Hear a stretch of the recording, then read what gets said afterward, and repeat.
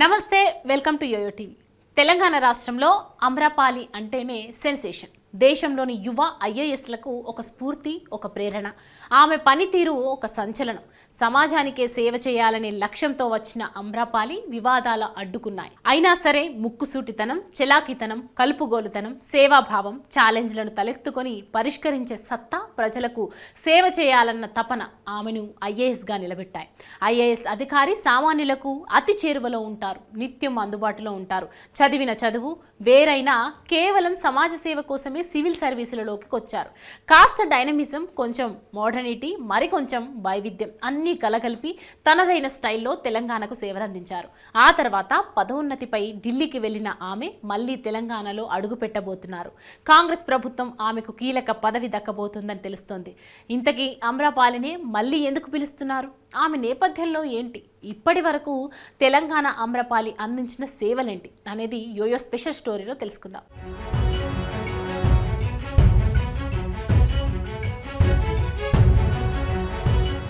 అమ్రపాలి 1982 ఆంధ్రప్రదేశ్ రాష్ట్రంలోని విశాఖపట్నంలో పుట్టారు. పూర్తి పేరు కాట అమ్రపాలి. తల్లిదండ్రులు పద్మావతి, వెంకటరెడ్డి. అమ్రపాలి స్వగ్రామం ఒంగోలు నగర శివారులోని ఎన్ అగ్రహారం. అమ్రపాలి వెంకటరెడ్డి ఆంధ్ర యూనివర్సిటీలో ప్రొఫెసర్. అమ్రపాలి చిన్నతనంలో ఎన్ ఆగ్రహంలోనే చదువుకున్నారు. ఆ తర్వాత తన అమ్మమ్మ ఊరు అయిన టంగుటూరు మండలం ఆళ్లపూరు గ్రామంలో చదువుకున్నారు. హై స్కూల్ టంగుటూరు, ఇంటర్, డిగ్రీలు సిఎస్ఆర్ శర్మ కాలేజ్లో చదువుకున్నారు. పీజీని విశాఖలోని ఆంధ్ర యూనివర్సిటీలో పూర్తి చేశారు. ఆ తర్వాత అదే యూనివర్సిటీలో ప్రొఫెసర్గా ఉద్యోగంలో చేరారు. అమ్రపాలి కుటుంబానికి చెందిన సొంత ఇల్లు ఎన్ ఆగ్రహారంలో ఇప్పటికీ ఉంది.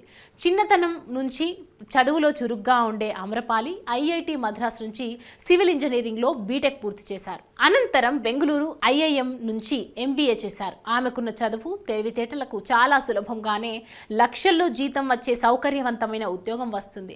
అందరిలాగే చదువు పూర్తి కాగానే ఆమె ఏబిఎన్ ఆమ్రోలో జాబ్లో జాయిన్ అయ్యారు. లక్షల్లో జీతం, వేగంగానే ప్రమోషన్ పొందే అవకాశం పుష్కలంగా ఉన్నాయి. కానీ చేసే ఉద్యోగంలో ఆమె తృప్తి పొందలేకపోయారు. నలుగురికి సేవ చేయాలని తన మనసు చెప్పిన దారిలోనే నడిచారు. ₹1,00,000 జీతాన్ని కాలదన్నుకొని సివిల్ సర్వీసుల కోసం ప్రిపేర్ అయ్యారు.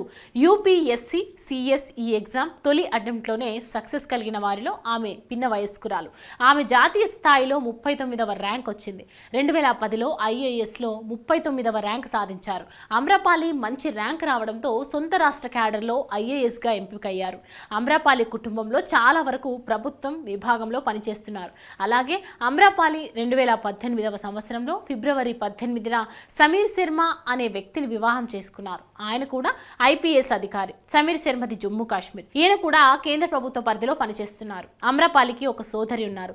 ఆమె పేరు మానస గంగోత్రి. 2010లో ఐఏఎస్ అధికారిని కాగా మానస 2007 ఐఆర్ఎస్ అధికారిని.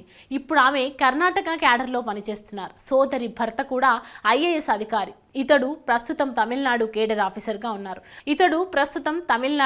ఆఫీసర్గా పనిచేస్తున్నారు. అమ్రపాలి శిక్షణ పూర్తి చేసుకున్న తర్వాత ట్రైనీ ఐఏఎస్గా వికారాబాద్ సబ్ కలెక్టర్గా పనిచేశారు. ఆ తర్వాత రాష్ట్రం విడిపోయింది. అయినా కూడా అమ్రపాలి తెలంగాణను ఎంచుకున్నారు. అలా రంగారెడ్డి జేసీగా, జిహెచ్ఎంసీ కమిషనర్గా పలు సేవలను అందించారు.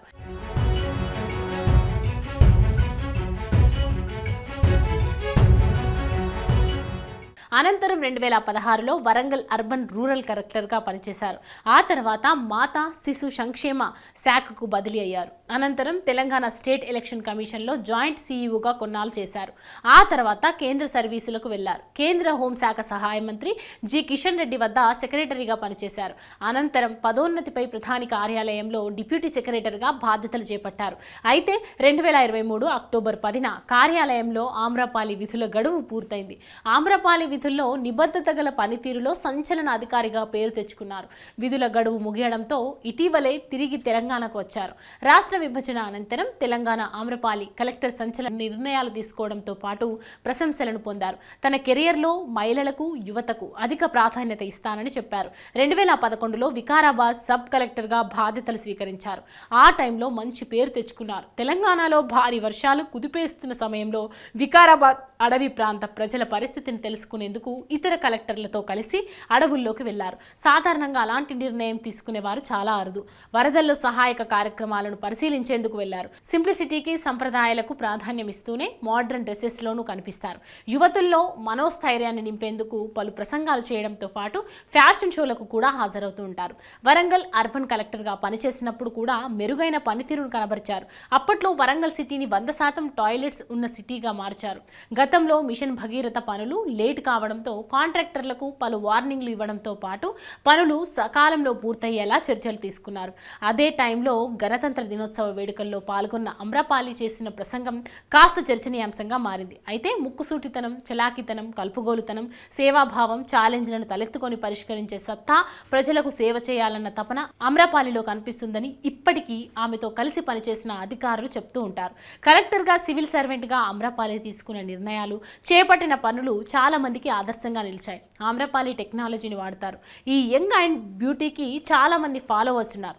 గతంలో ఆమె పనిచేసిన తీరును పరిశీలిస్తే ఓ మహిళ తన కుటుంబంలో ఎదురవుతున్న వేధింపులపై విన్నించారు. వెంటనే స్పందించిన అమ్రపాలి సంబంధిత పోలీస్ ఆఫీసర్లతో మాట్లాడి ఆ మహిళా భర్తకు కౌన్సిలింగ్ కూడా ఇప్పించారు. అంతేకాకుండా నెల రోజుల పాటు రోజుల ఫాలో అప్ చేయించారు. మహిళలపై ఆంక్షలు, స్కూలింగ్, పెళ్లి, కెరీర్ ఇలా మహిళలకు ఎదురవుతున్న ఇబ్బందులపై బహిరంగంగానే స్పందించేవారు. మహిళలకు ప్రాధాన్యత ఇచ్చే విషయంలో గతంలో పాలకులపై కూడా విమర్శలు చేశారు. అంతేకాకుండా మహిళలకు బయటకు వెళ్తే టాయిలెట్స్ కల్పించలేని పాలన ఎందుకని అర్థం వచ్చేలా ప్రశ్నించారు. అంతేకాకుండా మహిళా శిశు విభాగంలో పనిచేస్తున్న సమయంలోనూ అమ్రపాలి విద్యార్థుల భద్రత, సౌకర్యాలపై చర్యలు తీసుకున్నారు.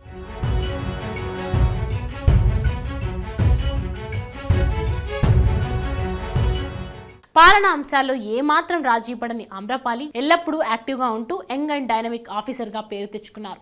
ఆ క్రమంలోనే 2017లో ప్రధాని మోడీ చేతుల మీదుగా ఎక్సలెన్స్ అవార్డును అందుకున్నారు. రాష్ట్రం నుంచి కూడా పలు అవార్డులను అందుకున్నారు అమ్రపాలి. అంతేకాదు పలు ఇంజనీరింగ్ కాలేజ్లో మోటివేషనల్ స్పీచ్లను ఇచ్చారు. సమానత్వం, కెరియర్పై అవగాహన కల్పిస్తారు. IAS కావాలనుకునే వారిలో స్ఫూర్తిని నింపుతారు. వరంగల్ సిటీ బ్యూటీ, గ్రీన్ సిటీకి తోడ్పాటును అందించిన వారికి బాహుబలి 2 సినిమా టికెట్లను సొంత ఖర్చుతో కొనుగోలు చేసి ఇచ్చారు. ఓ ఇంటర్వ్యూలో అమ్రపాలి మాట్లాడుతూ ప్రపంచంలో అందరికీ నచ్చినట్లు ఎవరూ బతకలేరు, మంచిగా బతకాలని చెప్పారు. మాతా శిశు సంక్షేమ శాఖ కార్యదర్శిగా చేస్తున్న సమయంలో అమ్మాయిలకు స్వశక్తి టీంల సహాయంతో PETల ద్వారా సెల్ఫ్ డిఫెన్స్ శిక్షణ ఇప్పించారు. మహిళల రక్షణకు సంబంధించిన శిక్షణను ఇప్పించడంతో పాటు పలు రక్తదాన శిబిరాలను నిర్వహించారు. ప్రస్తుతం PMOలో కూడా అమ్రపాలి విధులు గడువు పూర్తి కావడంతో మళ్లీ తెలంగాణ రానున్నట్లు తెలుస్తోంది. సీఎం రేవంత్ రెడ్డి CMO విభాగంలో ఆమెకు కీలక పదవి ఇవ్వబోతున్నారని సమాచారం.